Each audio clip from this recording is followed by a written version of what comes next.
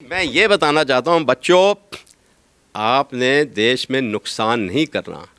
कोई भी सरकार अपने देशवासियों का नुकसान के लिए कोई भी रिफॉर्म या बदलाव नहीं लाती। तो अगर 4 साल के अंदर वो नशा आपका हो गया तो ठीक है, आप बाद में 21 साल के उसके बाद आप फ़ौज के लिए भी अपीयर कर सकते हैं, अफसर बनने के लिए।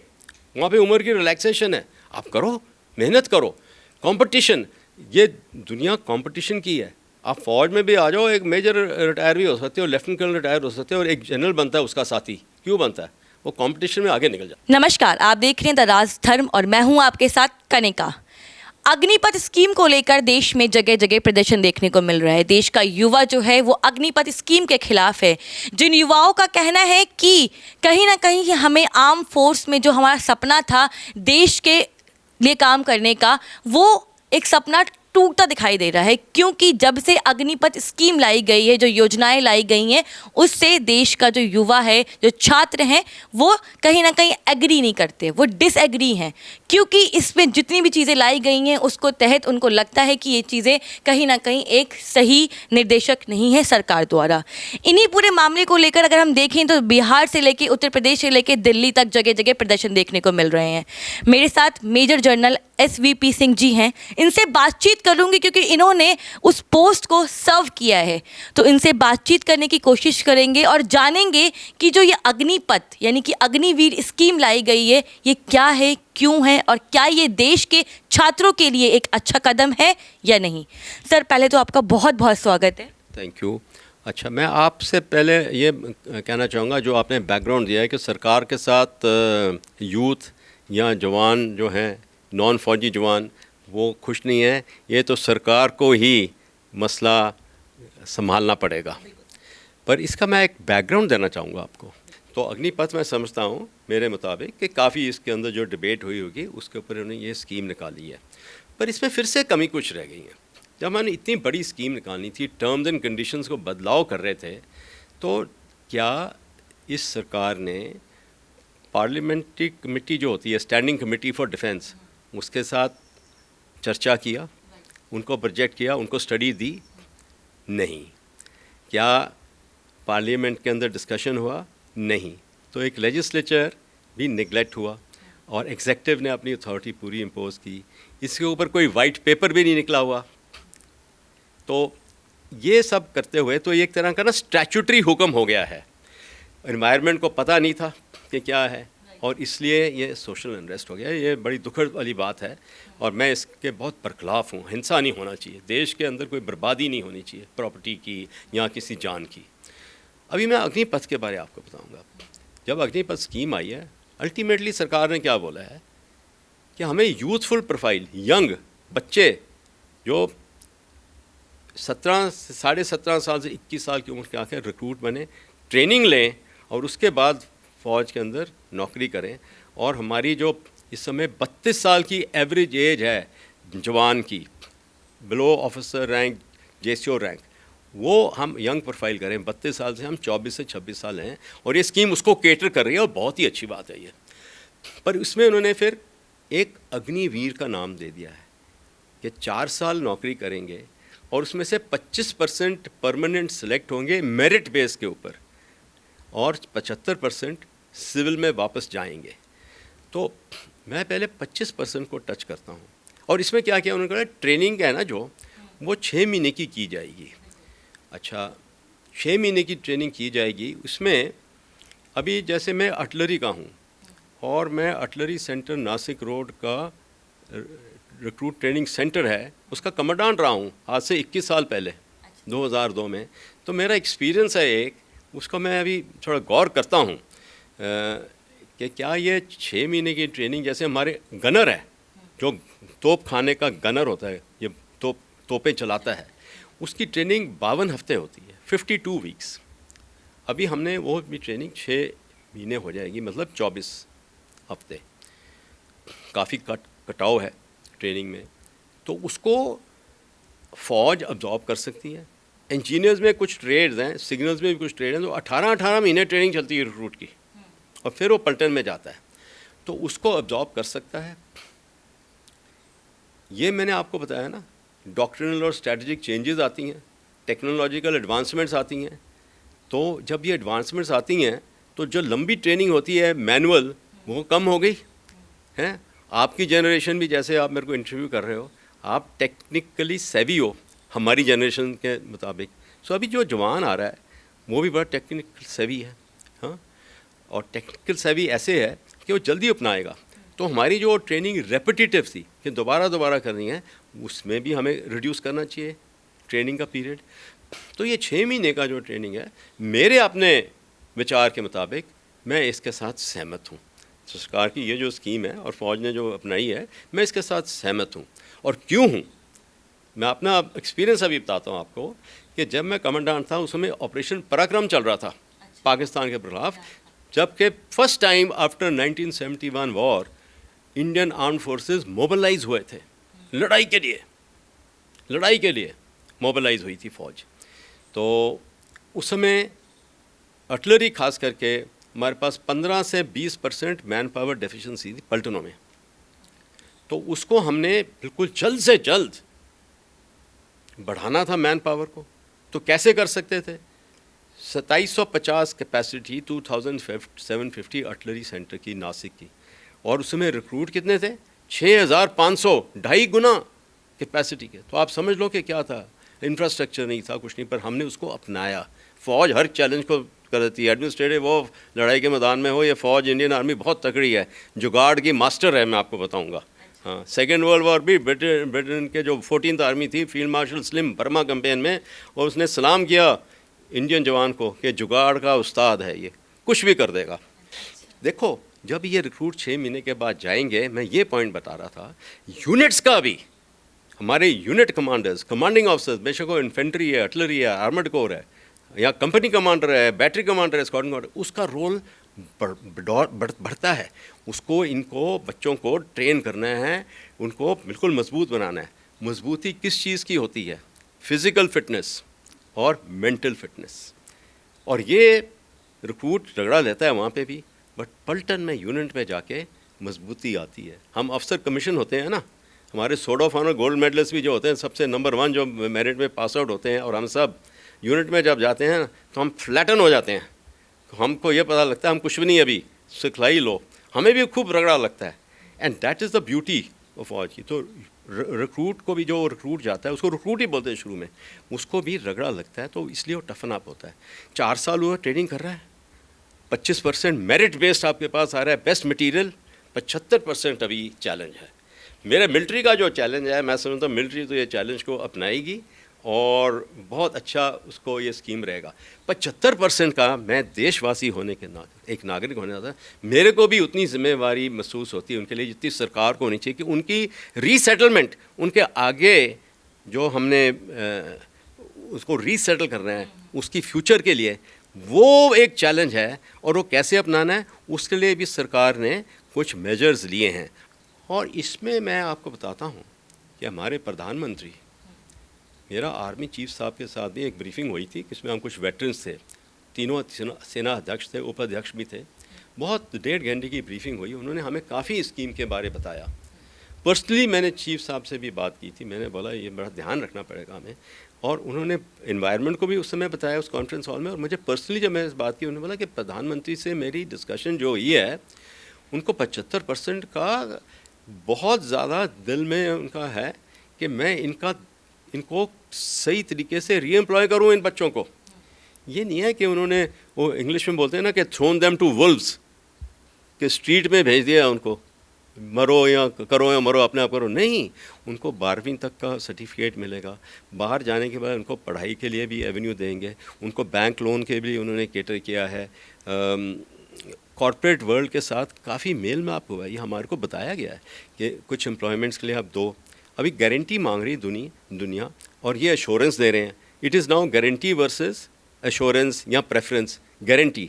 तो आज आपने देखा होगा कि देखो 2-3 चीज़ें तो ऑलरेडी बदली हो गई हैं। क्या हुआ है कि जो 2 साल रिक्रूटमेंट नहीं हुई, अभी वो 23 साल कर दी इस साल के लिए। ये ना सरकार का एक बड़ा अच्छा स्टेप है। उन्होंने देखा कि गलतियाँ या कमियाँ रह जाती हैं हर स्कीम में, मैनेजमेंट ऑफ चेंज है, दूसरा, आज सुबह की न्यूज़ में मैंने देखा है कि 10% पैरामिलिट्री फोर्सेस में डालेंगे। वो कम है, मैं समझता हूँ। देखो, ये मैं सरकार को आपके इस चैनल के माध्यम में एक संदेश दे रहा हूँ, एक वेटरन और एक नागरिक होने के तौर पे, क्योंकि कानून में जो चीज़ जाती है वो अगर समझते हैं सही है तो एक्सेप्ट करेंगे, नहीं तो सरकार का हुक्म है। ये जो हमारे हैं 75%, इनको आप और वैकेंसीज दिलाएं पैरामिलिट्री फोर्सेस में, 10% नहीं। Paramilitary forces, central arm police forces और स्टेट पुलिस सर्विसेज हैं जो इसमें, ये जो 4 साल की ट्रेनिंग लेके जा रहे हैं, उनके नीचे दबाएं कि हुक्म है, जैसे फ़ौज को हुक्म दिया आपने कि अग्निपथ है, कि इनको एक्सेप्ट करें आप। Why not 40-50%? अगर फ़ौज को आपने किया है तो ये भी आपकी टारगेट पॉपुलेशन है, ये भी एक उसी सरकार के हैं स्पोक, उसी साइकिल के, जो ऐसे कि फ़ौज है आपकी, तो वो करें आप। तो आपको इतना अच्छा ट्रेन मैन पावर मिल रहा है, आर्मी की ट्रेनिंग लिए 4 साल हैं, गलवान जैसी जगह में जो पोस्टेड है 2 साल वहाँ पे लगा के आ रहा है, देखो वो कितना मजबूत बन के आ रहा है। हाँ, वैसे ही LAC, हम पाकिस्तान के साथ लाइन ऑफ कंट्रोल फायरिंग चलती रहती है, पेट्रोलिंग करेगा, एम्बुश देगा। वो देखो काउंटर इंसर्जेंसी चल रही है, प्रॉक्सी वॉर JNK में, नॉर्थ ईस्ट में, वो देखो कितनी होशियारी उसको क्या पैदा करे, कितना अलर्टनेस आ जाएगी, एजिलिटी बोलते हैं, कितनी अपनाएगा। तो पैरामिलिट्री फोर्सेस से बेहतर चीज़ क्या है। और देखो वहाँ पे 60 साल की उम्र तक है नौकरी, तो बड़ी एश्योरेंस है। तो हमारी सरकार को वहाँ पे भी कदम बढ़ाना चाहिए। ठीक है, पैरामिलिट्री फोर्सेस के भी, उनका भी कैडर को ट्विक करें अभी, कि ये हमारे जो 4 साल हैं ये आप ही के तो हैं, सरकार की तो हैं। सर, मेरा अगला प्रश्न ये है कि जिस तरह से ये 14 जून को स्कीम लाई गई, आपको नहीं लगता कि सेंट्रल गवर्नमेंट को ये स्कीम लाने से पहले या स्कीम लाने के बाद जितने भी नौजवान हैं जो लगातार 4 से 5 सालों में प्रिपरेशन करते आए हैं, उनको ये अच्छे से समझाना चाहिए था, उनको बताना चाहिए था कि क्यों लेके आए, क्या उद्देश्य है लाने का, जिसकी वजह से आज ये देश में माहौल दिख रहा है। क्या लगता है, क्या समझाने में कोई कमी रह गई, कोई गलती रह गई? मैं तो समझता हूँ कि बहुत बड़ी कमी रह गई है इसमें। अंग्रेज़ी में बोलते हैं कम्युनिकेशन गैप, वो ज़रूर रह गया है। सरकार को स्टेट गवर्नमेंट्स के साथ और मिलिट्री को ज़िला सैनिक परिषद जो हैं उनके साथ सैनिटाइज़ करना चाहिए था, कागज़ी लीफलेट्स जाने चाहिए थे, रेडियोज़ के ऊपर कवर होना चाहिए था, टेलीविज़न के कवर होना चाहिए था। वैसे तो डिस्कशन हो रहा था टूर ऑफ ड्यूटी का, पर उसकी समझ नहीं है ना। अभी ये जो यूथ है इतना बर्बादी कर रहा है, हाँ, पॉलिटिकल भड़काव भी है उसमें, ऑपोजिशन कर रही है, माइलेज लेना चाहती है जो सरकार कदम लेती है। देखो इस सरकार में यह है कि बड़े सॉलिड कदम लेते हैं, जो लेते हैं बड़े सॉलिड कदम लेते हैं, और इसलिए देखो इंफ्रास्ट्रक्चर की बढ़ोतरी इतनी हो रही है देश में, हाँ, टूरिज़्म में बड़ी हो रही है जगह जगह, तो उसको तो हम नहीं कह सकते कि नहीं हो रही है, वो तो हो ही है। फिर मेरा अगला प्रश्न ये भी है कि जिस हिसाब से देश का जो युवा है वो ये कह रहा है कि सरकार जो है वो, सरकार को पेंशन से दिक्कत है, पेंशन से दिक्कत है, इसीलिए 4 साल का सेगमेंट रेडी किया गया है। दूसरी तरफ युवा ये भी बोल रहा है कि जितने भी पॉलिटिशियन हैं, चाहे हम MP की बात करें, यानी कि सांसद की बात करें या विधायकों की बात करें, उनको भी तो पेंशन मिलती है। उनकी नौकरी का जो कार्यकाल होता है वो ख़त्म होने के बाद भी उनको पूरी ज़िंदगी तक पेंशन मिलती है। तो जब उनको मिल सकती है सरकार में रहने के बाद, तो एक देश का नौजवान जो सरहद पे देश की रक्षा कर रहा है, उसकी पेंशन से क्यों दिक्कत है आखिरकार सरकार को? ये at all levels of society question किया जा रहा है कि पार्लियामेंटेरियंस और लेजिस्लेचर्स एंड जुडिशरी को इतनी पेंशन कैसे है, क्यों है, हार्ट बर्निंग है। ये कोई इसमें दो राहें नहीं है।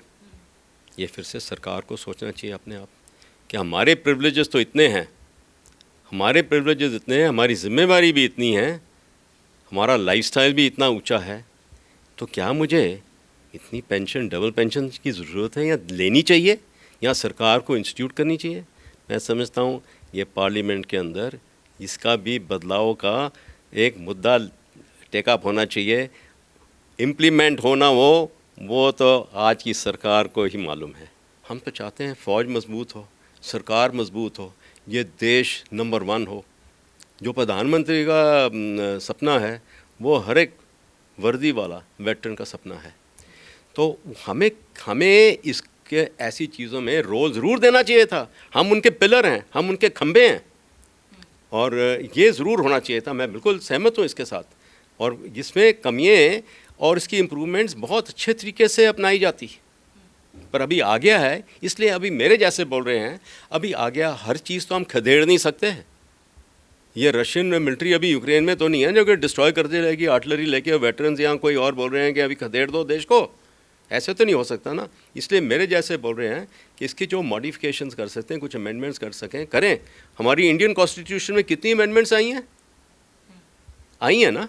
देश हम कहते हैं अच्छा ही चल रहा है ना, डेमोक्रेसी रही ना इंटैक्ट, देश मजबूत रहा, लड़ाइयाँ लड़ी, जीती हैं ना। 1962 की लड़ाई, उसमें हार खाई, जबकि 47-48 में पाकिस्तान को वहाँ पे भी हराया, जबकि अंग्रेज़ ब्रिटिश वहाँ पे उनको अंडर द टेबल सपोर्ट दे रहे थे, फिर भी हमने हराया। इस 15 साल में क्या हो गया 1962 के? फ़ौज इतनी कैसी कमज़ोर हो गई? क्यों? क्योंकि उस समय की सरकार, नाम लूँगा मैं ज़रूर, नेहरू कृष्णा मेनन का कंबाइन भट्टा बढ़ा दिया था फ़ौज का। उस समय पोलिटिसाइजेशन हो गई थी, जबकि आर्मी चीफ और जनरल उस समय बोले कि चीन का खतरा है और चीन आ जाएगा और इस प्रकार से आएगा। एक्सरसाइज लाल किला हुई थी एक, उसको इग्नोर किया गया। ना हथियार, ना डिगिंग टूल, गेंती, ये गेंती जैसे कस्सी, ऐसे हथियार नहीं थे यूनिटों के अंदर। मेस टिन होता है जिसमें खाना डालते हैं, उससे साथ जवानों ने 1962 की लड़ाई में खोद रहे थे कि किसी तरीके से मैं आधा इंच भी नीचे चले जाऊं। तो वो हम नहीं हालात चाहते, ठीक है ना। फिर इसके अलावा आपने से अभी विपक्ष पार्टी का नाम लिया, आपने कहा कि जब कांग्रेस सरकार थी तो ऐसा एक माहौल भी देखने को मिला कि फौज कमज़ोर थी, फौज के पास हथियार नहीं थे लड़ने के लिए जंग, ठीक है। अब वही कांग्रेस, जब ये बिल आया है तो वही कांग्रेस बीजेपी के खिलाफ ये बोल रही है कि बीजेपी जो ये बिल लेके आई है वो चाहती है कि जो बीजेपी के अपने लोग हैं, जो बेरोजगार हैं, उनको नौकरी मिल जाए, इसीलिए ये अग्निपथ स्कीम एक बहाना है उनको रोजगार देने का। क्या आपको लगता है कि ऐसा है?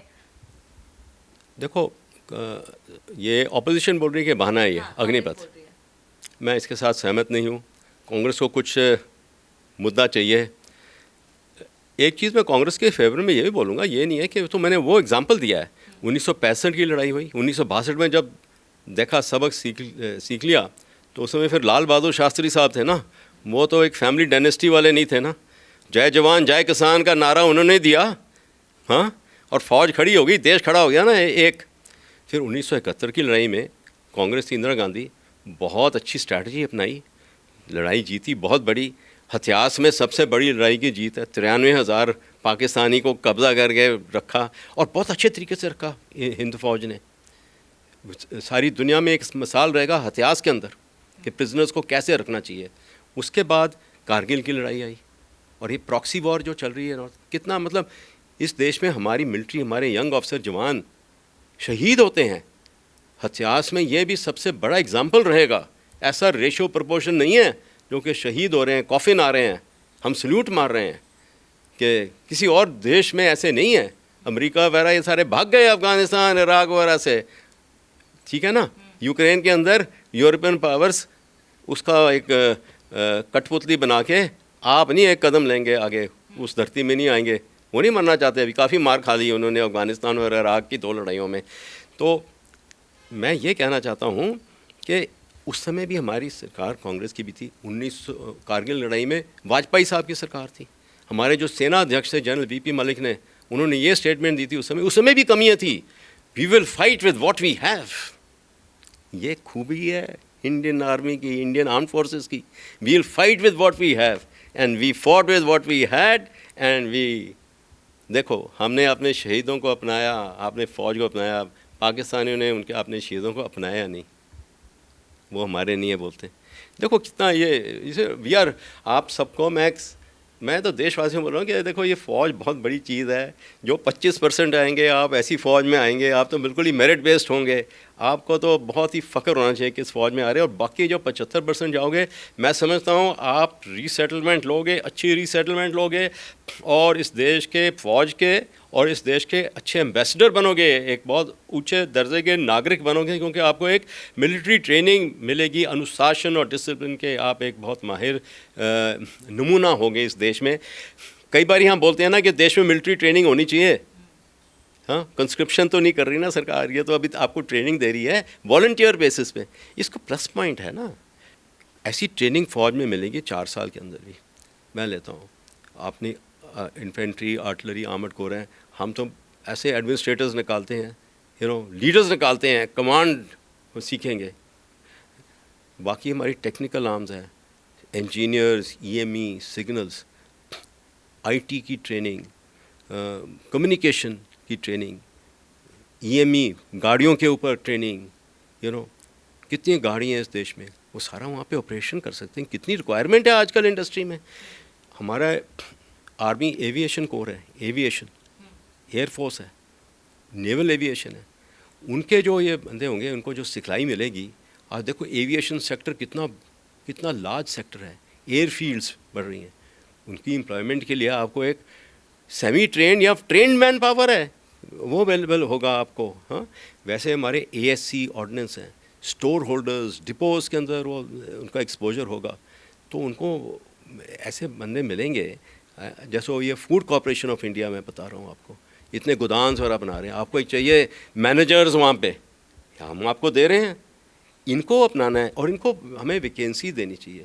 और ये मैं बता रहा हूँ, ये फार्मर बिल एक हो गया, ये हर बिल आएगा तो ऐसे हो जाएगा। सरकार को भी अभी एक सोच विचार होना चाहिए कि स्टैट्यूटरी मुद्दे से ना आए, पार्लियामेंट्री सिस्टम से आए, तो देश में और वो एक दूसरे का ना, भूटान का है ना नेशनल ग्रॉस हैप्पीनेस, वैसी एक माहौल करें, सबका साथ सबका विकास। और मैं सरकार को बताना चाहता हूँ कि इसमें सबसे बड़ा साथ फ़ौजियों का है। जो भी आप कर लो फ़ौजियों को पूरी फीलिंग है इस समय, ये भी मैं सरकार को बताना चाहता हूँ। और उन्होंने उसको रिमूव करना है। वो समझते हैं हमारे साथ ही हर एक चीज़ कम की जा रही हैं। कुछ स्कीम्स ऐसी आई वो कम कर दी, मैं अभी नाम लूँ ना तो अच्छा ही है। काफ़ी ऐसी स्कीम्स आई हैं जिसमें काफ़ी वेटरन्स और फ़ौज के अंदर उसके रिजेंटमेंट है, पर हुक्म है, मान रहे हैं। तो फ़ौज को अपने नंबर 1 समझो। चंद्रगुप्त मौर्य को चाणक्य ने बताया, चंद्रगुप्त मौर्य बादशाह था ना, golden period of Maurya empire आपने सुना है, सबसे बड़ा एम्पायर था। चाणक्य का नाम सुना है आपने। उसने अपने बादशाह को ये बताया था कि बादशाह आपको मैं 33 पॉइंट दे रहा हूँ, अपनी सेना और सेनापति को मजबूत से मजबूत रखना, तुम्हारा राजा बढ़ेगा। और कितना बड़ा एम्पायर था वो। तो यही मैं बताना चाहता हूँ कि चाणक्य बने और अपनी फ़ौज को मजबूत बने। बाकी एजेंसीज खून गोली सिर्फ फ़ौजी लेता है और नहीं लेता, नेशनल सिक्योरिटी के लिए काफ़ी कंट्रीब्यूट करते हैं, पर जब सोते हो रात को, वो जो सरहद पे है, जो गोलियां खाता है, वही नेशनल सिक्योरिटी दे रहा है आपको। बाद में बाकियों की बारी है। अंत में मैं यही चाहूँगी, जो भी दर्शक, जो युवा हैं, जो छात्र हैं, जो भी हमारे प्लेटफॉर्म को देख रहे हैं, इस वीडियो को देख रहे हैं, उनको आप क्या एक मैसेज देना चाहेंगे? जो ये माहौल चल रहा है, जो ये प्रदर्शन चल रहा है, इन सभी चीज़ों को एनालाइज करने के बाद आप क्या कहना चाहेंगे उन छात्रों से, उन युवाओं से इस बिल के बारे में? मेरे आप सबको ये संदेश है कि जो प्रोटेस्ट हैं, ये मारा मारी है, देश में प्रॉपर्टी का नुकसान, जिसमें जान का भी नुकसान हो रहा है इधर उधर, इसमें मत पड़ें। ये नुकसानदार है। आप अपना परिवार का सोचें। आपके माँ बाप ने आपको पाला है, आपके माँ बाप ने इसलिए नहीं पाला कि आप ये ऐसे पत्थर में पड़ें या गोलियां खाएं, पुलिस की लाठियां खाएं। ये नहीं, आप सोचें। एक फ़ौज बहुत अव्वल दर्जे का प्रोफेशन है, इसमें कोई शक नहीं। एक बहुत तमन्ना होती है। मैं आपको बता रहा हूँ कि मैं कई एम्बेसडर और आईएएस वालों को मिलता हूँ और कई फ़ौजी, वो बताते हैं हमने भी नेशनल डिफेंस एकेडमी के लिए इम्तिहान लिया था, मैं मेडिकली अनफिट हो गया था, मैं नहीं जा सका, पर मैं जानता हूँ उसमें से कई वैसे ही फिट थे जाने के लिए। हाँ, तो ये सबका एक बड़ा दिलचस्पी है एक नशा है, मैंने जैसे बताया था कि फ़ौज में आने का, तो आपको 4 साल के अंदर वो नशा आपका हो गया तो ठीक है, आप बाद में 21 साल के उसके बाद आप फ़ौज के लिए भी अपीयर कर सकते हैं अफसर बनने के लिए। वहाँ पे उम्र की रिलैक्सेशन है, आप करो, मेहनत करो। कंपटीशन, ये दुनिया कंपटीशन की है। आप फ़ौज में भी आ जाओ, एक मेजर रिटायर भी हो सकते हो, लेफ्टिनेंट कर्नल रिटायर हो सकते हो, और एक जनरल बनता है उसका साथी। क्यों बनता है? वो कंपटीशन में आगे निकल जाता है। तो आप कंपटीशन को अपनाओ। आपने ये सोचना है कि मैं एक कॉम्पिटिटिव एग्ज़ाम में, जब मेजर होता है ना, एक कॉम्पिटिटिव एग्ज़ाम होता है हमारा, जिसके एक स्टाफ कॉलेज एग्ज़ाम होता है, उसके जाते हैं तो फिर उसकी ना काफ़ी एवेन्यूज़ बढ़ते हैं बच्चों। तो मेरे को ये सिखाया गया था, मेरे जो कमांडिंग अफसर ने बोला कि जो इम्तिहान ले रहे हो ना उस हॉल में, जो आपके आगे 5 बैठे और 5 पीछे बैठे हैं, उनसे बेहतर करना है आपने, उनको हराना है लिखित पेपर में। तो मैं आपको बता रहा हूँ कि आपके बाएं दाएं हैं, आपके साथी हैं, दोस्त हैं, आप अपनाओ कि मैं सबसे बेहतरीन करूँगा, कंपटीशन में आऊँगा। और मैं ये भी बता देता हूँ, जब आप कॉर्पोरेट वर्ल्ड में आ जाओगे ना, तो उसके ऐसी एवेन्यू अगर आप तरक्की करते हो तो फ़ौज से आप बेहतर कंडीशन में भी हो जाओगे। मैं ये भी बता देता हूँ, ये होता है ना पैसा, तो उधर ज़्यादा है, आपको मैं ये भी बता दूँ। शुक्रिया सर, आपने मैं ये बताना चाहता हूँ बच्चों, आपने देश में नुकसान नहीं करना। कोई भी सरकार अपने देशवासियों का नुकसान के लिए कोई भी रिफॉर्म या बदलाव नहीं लाती। ये मैं आपको समझाना चाहता हूँ। समझें, अच्छे देशवासी रहें और अपनी बढ़ोतरी करें इन द राइट स्पिरिट। बहुत बहुत शुक्रिया, हमने सर से बातचीत की।